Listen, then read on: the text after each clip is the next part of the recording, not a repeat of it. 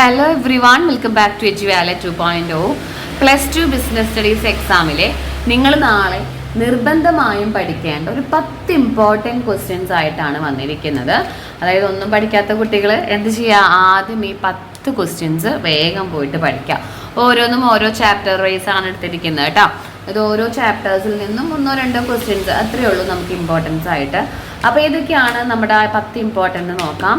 അപ്പോൾ ഒരുപാട് പേര് കമൻറ്റിലൂടെയും അതുപോലെ തന്നെ പേഴ്സണലി മൊബൈൽ ഫോൺ നമ്മുടെ എജുവാലറ്റിൻ്റെ കോൺടാക്ട് ഡീറ്റെയിൽസിലേക്കൊക്കെ മെസ്സേജ് അയക്കുന്നുണ്ട്. ക്ലാസ് ഹെൽപ്ഫുൾ ആണെന്ന് അറിയുന്നുണ്ട്. ഒരുപാട് സന്തോഷം. അപ്പോൾ ഇത് ചെയ്യാം, നമ്മുടെ ചാനൽ നിങ്ങൾക്ക് ഹെൽപ്ഫുൾ ആയി എന്ന് തോന്നുന്നുണ്ടെങ്കിൽ ലൈക്ക് ചെയ്യുക, ഷെയർ ചെയ്യുക, സബ്സ്ക്രൈബ് ചെയ്യുക, മാക്സിമം സപ്പോർട്ട് ചെയ്യുക. ഓക്കെ, ആദ്യമായിട്ട് നിങ്ങൾ പഠിക്കേണ്ടത് ലെവൽസ് ഓഫ് മാനേജ്മെന്റ് ആണ്. ലെവൽസ് ഓഫ് മാനേജ്മെന്റ് നിങ്ങൾക്ക് എല്ലാവർക്കും അറിയാം. Top level, middle level and lower level, ഇങ്ങനെയാണ് ലെവൽസ്. ഇപ്പോൾ ലെവൽസ് ഏതാണെന്ന് മാത്രമല്ല നമുക്ക് ചോദിക്കാം. Top level, middle level and lower level. ഇതിൽ ടോപ്പ് ലെവലിൽ പെടുന്ന ആൾക്കാർ ആരൊക്കെയാണെന്ന് അറിയണം. ടോപ്പ് ലെവലിൽ പെടുന്ന ആൾക്കാരെ CEO, ബോർഡ് ഓഫ് ഡയറക്ടേഴ്സ്, പിന്നെ പ്രസിഡന്റ്, വൈസ് പ്രസിഡന്റ്, അങ്ങനെയുള്ള ആൾക്കാരൊക്കെ ഉണ്ടല്ലോ. മാനേജിങ് ഡയറക്ടേഴ്സ്, വൈസ് പ്രസിഡന്റ്, നമുക്ക് കേൾക്കുമ്പോൾ തന്നെ അത്യാവശ്യം നല്ല വലിയ ആൾക്കാരായിരിക്കണം. മിഡിൽ ലെവലിലുള്ള ആൾക്കാരെന്ന് പറയുമ്പോൾ എല്ലാ type of managers, all managers like production manager, sales manager, marketing manager, അങ്ങനത്തെ മാനേജേഴ്സ് എല്ലാവരും മിഡിൽ ലെവലിലാണ് വരിക. ലോവർ ലെവലിൽ വരുന്നത് ഓഫീസേഴ്സ് ആണ്. അക്കൗണ്ട് ഓഫീസേഴ്സ്, അതുപോലെ തന്നെ ഇൻസ്പെക്ടർ, സൂപ്പർവൈസർ, അങ്ങനെയുള്ള ആൾക്കാരൊക്കെയാണ്, ഇൻസ്പെക്ടേഴ്സൊക്കെയാണ് നമുക്ക് എവിടെ വരുന്നത്, ലോവർ ലെവലിൽ വരുന്നത്. ഇനി ഇങ്ങനെ ആൾക്കാരെ കാറ്റഗറി മാത്രമല്ല പഠിക്കേണ്ടത്, നമുക്ക് ഓരോരുത്തരും ഇപ്പോൾ ടോപ്പ് ലെവലിലുള്ള ആൾക്കാർ എന്ത് ചെയ്യുന്നു, അപ്പോൾ ടോപ്പ് ലെവലിൽ ചെയ്യുന്നത് എന്താണ്, ഡിറ്റർമൈൻ പോളിസി, സെറ്റിംഗ് ഒബ്ജക്റ്റീവ്സ്, അങ്ങനെയുള്ള കാര്യങ്ങൾ, കോർഡിനേറ്റ് ചെയ്യുക, ഫോർമുലേറ്റ് ചെയ്യുക പ്ലാൻസുകൾ, അസംബ്ലിങ് ഫിനാൻസ്, അതൊക്കെ. പിന്നെ ഔട്ട്സൈഡ് ഉള്ള ആൾക്കാർ, ഔട്ട്സൈഡ് യൂസേഴ്സ് ആയ കസ്റ്റമേഴ്സ്, ഗവൺമെൻറ്, ബാങ്ക്, അവരൊക്കെ ആയിട്ട് ഡീൽ ചെയ്യേണ്ട ആരായിരിക്കും, ടോപ്പ് ലെവലുകാരായിരിക്കും. മിഡിൽ ലെവലുകാർ ചെയ്യുന്നത് ടോപ്പ് ലെവലുകാർ ചെയ്ത ഡിസിഷൻസ് ഒക്കെ ഇംപ്ലിമെൻറ്റ് ചെയ്യുക. അവർക്ക് വേണ്ടത് ഡിപ്പാർട്ട്മെൻറ്റ് വൈസുള്ള കാര്യങ്ങൾ നോക്കുക, ഡിപ്പാർട്ട്മെൻറ്റ് വൈസുള്ള ഡിസിഷൻസ് എടുക്കുക, എംപ്ലോയീസിനെ മോട്ടിവേറ്റ് ചെയ്യുക, അതൊക്കെയാണ് മിഡിൽ ലെവൽ ചെയ്യുന്നത്. ലോവർ ലെവൽ എന്ന് പറഞ്ഞാൽ കംപ്ലീറ്റ്ലി സൂപ്പർവൈസറി, ഓപ്പറേഷണൽ ലെവലാണ്, അല്ലെങ്കിൽ സൂപ്പർവൈസറി ലെവലാണ്. അവിടെ day to day work duties കൊടുക്കുക, അതുപോലെ തന്നെ വർക്കേഴ്സിനെ സൂപ്പർവൈസ് ചെയ്യുക, പെർഫോമൻസ് ഒക്കെ ഉണ്ടെങ്കിൽ ഇവാലുവേറ്റ് ചെയ്യുക. ഇനി ഇവർക്ക് എന്തെങ്കിലും ഇഷ്യൂസ് വരുന്നുണ്ടെങ്കിൽ ടോപ്പ് ലെവൽ മാനേജേഴ്സിന് കൊടുക്കുക. അങ്ങനെയുള്ള കാര്യങ്ങളൊക്കെയാണ് ലോവർ ലെവലിലേക്ക് വരുന്നത്. ഓക്കെ, ദെൻ മാനേജ്മെന്റ് എന്താണെന്ന് പഠിക്കണം. ഇത് നമുക്കൊരു 5 മാർക്കിനൊക്കെ പ്രതീക്ഷിക്കാം കേട്ടോ. ഇനി നെക്സ്റ്റ് നമ്മൾ പഠിക്കുന്നത് മാനേജ്മെന്റ് എന്താണ്.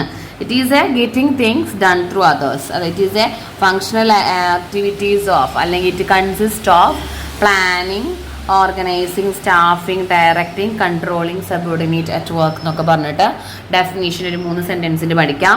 ഒപ്പം തന്നെ അതിൻ്റെ ഫീച്ചേഴ്സ് അറിയണം. എന്താണ് മാനേജ്മെൻറ്റ് ഫീച്ചേഴ്സ് അറിയണം, ഇമ്പോർട്ടൻസ് അറിയണം. ഫീച്ചേഴ്സ് എന്ന് പറയുമ്പോൾ എന്താണ്, ഇതൊരു ഗോൾ ഓറിയൻറ്റഡ് പ്രോസസ്സാണ്.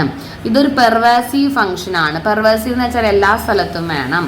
ദെൻ ഇതിൽ ഗ്രൂപ്പ് ആക്ടിവിറ്റി ആണ്. ഇതൊരു ഇൻടാഞ്ചിബിൾ ഫോഴ്സ് ആണ്, അല്ലെ, നമ്മൾക്കൊന്നും കാണാൻ സാധിക്കാത്തൊരു ഇൻടാഞ്ചിബിൾ ഫോഴ്സ് ആണ്. മൾട്ടി ഡയമെൻഷൻ ആണ്, അല്ലെ, ഒന്നിൽ കൂടുതൽ കാര്യങ്ങളും ഒന്നിൽ കൂടുതൽ ചിന്താരീതിയുമുള്ള മൾട്ടി ഡയമെൻഷണൽ ആക്ടിവിറ്റീസ് ആണ്.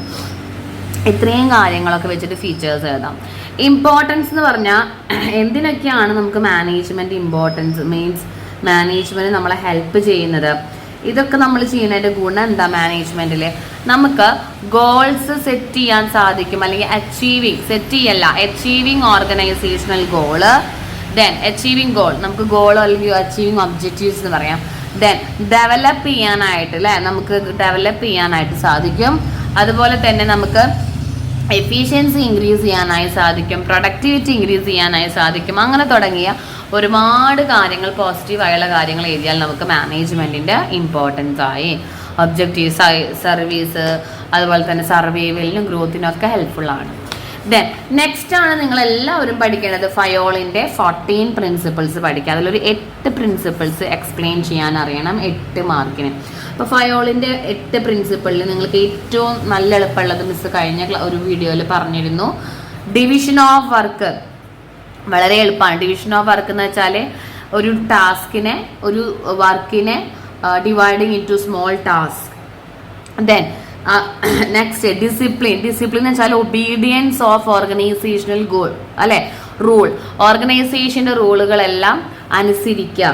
ദെൻ പിന്നീട് നമുക്ക് ഏറ്റവും എളുപ്പമുള്ളത് സ്കോളർ ചെയിൻ ആണ്. സ്കോളർ ചെയിൻ എന്താ സെപ്പറേറ്റ് പറയുന്നുണ്ട് കേട്ടോ. ദെൻ റെമ്യൂണറേഷൻ കൊടുക്കുക, എംപ്ലോയീസിന് ഫെയർ ആൻഡ് റീസണബിൾ ആയ റെമ്യൂണറേഷൻ കൊടുക്കുക.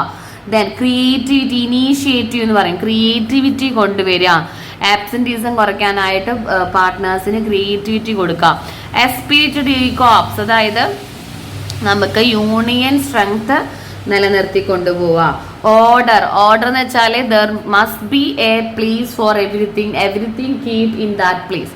എല്ലാത്തിനും ഓരോ പ്ലേസും അത് അവിടെ സൂക്ഷിച്ച് വെക്കുകയും ചെയ്യണം.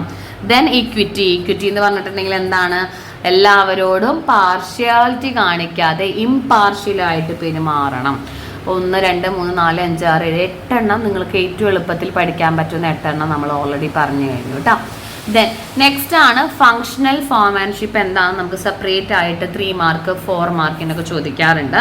അപ്പം ഫങ്ഷണൽ ഫോർമാൻഷിപ്പ് ടെക്നിക്സ് ആണ്. അപ്പം ഇതെന്താണെന്ന് ആദ്യം ചെയ്താ, it is a scientific technique introduced by Taylor. അതായത് ഇതൊരു സയന്റിഫിക് ടെക്നിക് ആണ്. ആരാണ് ഇൻട്രൊഡ്യൂസ് ചെയ്തത്? FW ടൈലർ ആണ് ഇൻട്രൊഡ്യൂസ് ചെയ്തത്. 2 സെന്റൻസ് ആയി.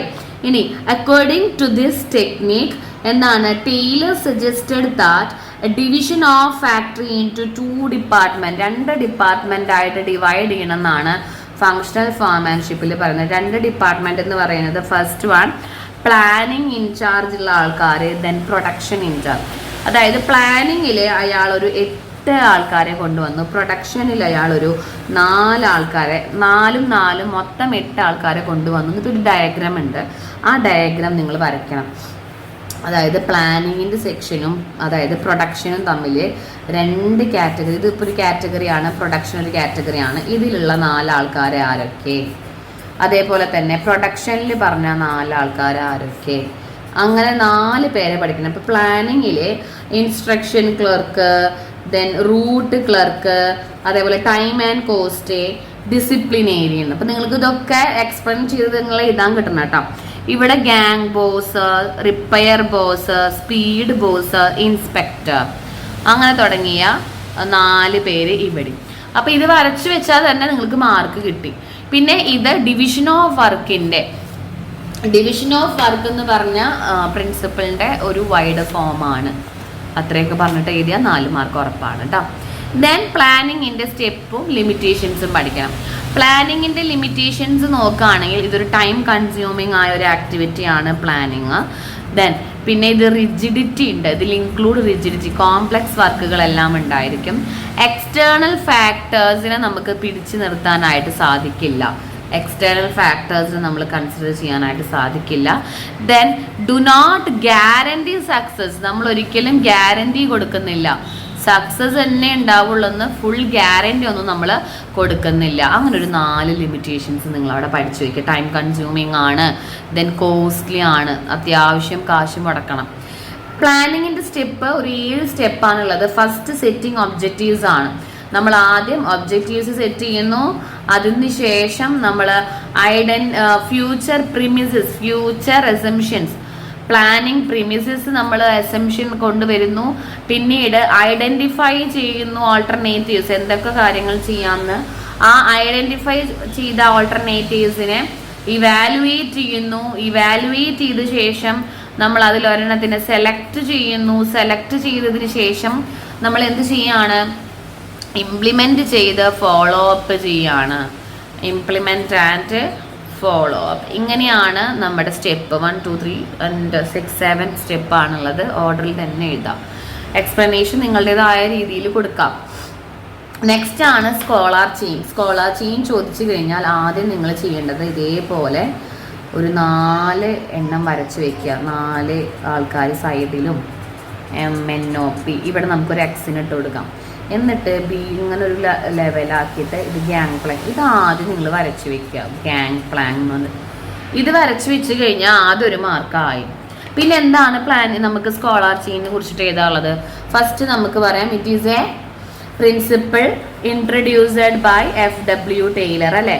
ഇത് മാനേജ്മെന്റ് പ്രിൻസിപ്പിൾ ആണ്, ഇൻട്രൊഡ്യൂസ്ഡ് ബൈ FW ടൈലർ അല്ല, ഫയോൾ, ഹെൻറി ഫയോൾ ആണ്. ഹെൻറി ഫയോളിന്റെ ഒരു പ്രിൻസിപ്പിൾ ആണ്. അക്കോർഡിംഗ് ടു ഹിം, അങ്ങനെ വേണം എഴുതാൻ. അക്കോർഡിംഗ് ടു ഹിം എന്താ പറയുന്നത്? All communication should pass through this official line of command. അതായത് according to him official line of command ആണ്. ഒഫീഷ്യൽ ലൈൻ ഓഫ് കമാൻഡ് ആണ്. All communication should pass through this chain. എല്ലാ കമ്മ്യൂണിക്കേഷനും ഇതിൽ കൂടെ വേണം പാസ് ചെയ്യാൻ. എന്നാൽ മാത്രമേ നമുക്ക് എന്തുണ്ടാവുള്ളൂ, അവിടെ നല്ല രീതിയിലുള്ള സക്സസ് ഉണ്ടാവുള്ളൂ. If there is any emergency occur, ഇപ്പം എമർജൻസി എന്തെങ്കിലും വന്നു കഴിഞ്ഞാൽ we can short circuit the line of command. Short circuit എന്ന് വെച്ചിട്ടുണ്ടെങ്കിൽ എന്താ മീനിങ്? നമുക്ക് പകുതി വെച്ചിട്ട് ഇതുപോലെ കട്ട് ചെയ്യാം. This called can plan. അങ്ങനെയൊക്കെ പറഞ്ഞിട്ട് നിങ്ങൾ എക്സ്പ്ലനേഷൻ കൊടുത്ത് എഴുതാം കേട്ടോ. ദെൻ കോർഡിനേഷൻ എന്താണെന്ന് എഴുതണം. കോർഡിനേഷൻ എന്ന് വെച്ചിട്ടുണ്ടെങ്കിൽ also called a process or a function that synchronise or integrating, സിൻക്രണൈസ്ന്നോ അല്ലെങ്കിൽ integrate all the activities of different department. എല്ലാ ആക്ടിവിറ്റീസും ഡിഫറെൻറ്റ് ഡിപ്പാർട്ട്മെൻറ്റിലെ കംപ്ലീറ്റ് ആക്ടിവിറ്റീസുകളെല്ലാം സിൻക്രണൈസ് ചെയ്യുന്ന ആ ഒരു പ്രോസസ്സിനെയാണ് നമ്മൾ എന്തെന്ന് വിളിക്കുന്നത്? കോർഡിനേഷൻ എന്ന് നമ്മൾ വിളിക്കുന്നത്. ഇത് എന്തിനാണ്? It is essence of management നമുക്ക് വിളിക്കാം. എസെൻസ് ഓഫ് മാനേജ്മെന്റ് ആണ്. പിന്നെ ഇത് ഓൾ ലെവൽസിൽ വേണം, എല്ലാ ലെവലിലും വേണം, എല്ലാ ഫങ്ഷനിലും നമുക്ക് ആവശ്യമാണ്? കോർഡിനേഷൻ ആവശ്യമാണ്. ദെൻ ഇതൊരു കണ്ടിന്യൂസ് പ്രോസസ്സാണ്, മാനേജറിയൽ ഫങ്ഷൻ ആണ്, ഗ്രൂപ്പ് എഫേർട്ട് ആണ്. ദെൻ എന്താണ്? Key to other function. ബാക്കിയുള്ള ഫങ്ഷൻസ് ചെയ്യണമെങ്കിൽ നമുക്ക് ഇത് വേണം, ഒരു കീ പോലെ. അങ്ങനെയൊക്കെ പറഞ്ഞ് ഫീച്ചേഴ്സും ഇമ്പോർട്ടൻസും സ്പെഷ്യലൈസേഷൻ ഹെൽപ്പ് ചെയ്യുന്നു ഒക്കെ രണ്ട് രീതിയിൽ എക്സ്പ്ലെയിൻ ചെയ്ത് കൊടുക്കാം. ദെൻ നെക്സ്റ്റ് ആണ് functional and divisional structure. Functional structure എന്ന് പറയുന്നത് according to divide the organisation into on the basis of function. Function എന്ന് പറയുമ്പോൾ ഫങ്ഷണൽ ബേസിസ് എന്ന് പറയുമ്പോൾ പ്രൊഡക്ഷൻ ഒരെണ്ണം, ദെൻ പ്ലാനിങ്ങിന് ഒരെണ്ണം, അങ്ങനെ മാർക്കറ്റിംഗ് ഒരെണ്ണം, ഓക്കെ, മാർക്കറ്റിങ്ങിന് ഒരെണ്ണം, അങ്ങനെ നമ്മൾ അവർ ചെയ്യുന്ന ഫങ്ഷൻ അനുസരിച്ചിട്ടാണ് നമ്മൾ ഡിവൈഡ് ചെയ്യുക. ഡിവിഷണൽ സ്ട്രക്ചർ എന്ന് പറയുമ്പോൾ പ്രോഡക്റ്റ് ലൈൻ അനുസരിച്ചിട്ടാണ് നമ്മൾ ഡിവൈഡ് ചെയ്യുക. പ്രോഡക്റ്റ് ലൈൻ, ഓരോ പ്രോഡക്റ്റ് ലൈൻ അനുസരിച്ചിട്ടാണ്. പ്രോഡക്റ്റ് ലൈൻ എന്ന് പറയുമ്പോൾ ടെക്സ്റ്റൈൽസ് ഇപ്പോൾ ഒരാൾ നോക്കുന്നു, ഇപ്പോൾ ടെക്സ്റ്റൈൽസിന് ഒരെണ്ണം, പിന്നെ സിമെൻ്റ് ഒരാൾ, ദെൻ കോസ്മെറ്റിക്സ് ഒരാൾ. അപ്പോൾ ഇങ്ങനെ ഡിവൈഡ് ചെയ്യുന്നതാണ് ഫങ്ഷണൽ ആൻഡ് ഡിവിഷണൽ സ്ട്രക്ചർ. രണ്ടിനും ഡിഫറൻസ് പഠിക്കുക കേട്ടോ. ഓക്കെ, ഇത്രയാണ് നിങ്ങൾ പഠിക്കേണ്ട ഒരു 10 ക്വസ്റ്റ്യൻസ്.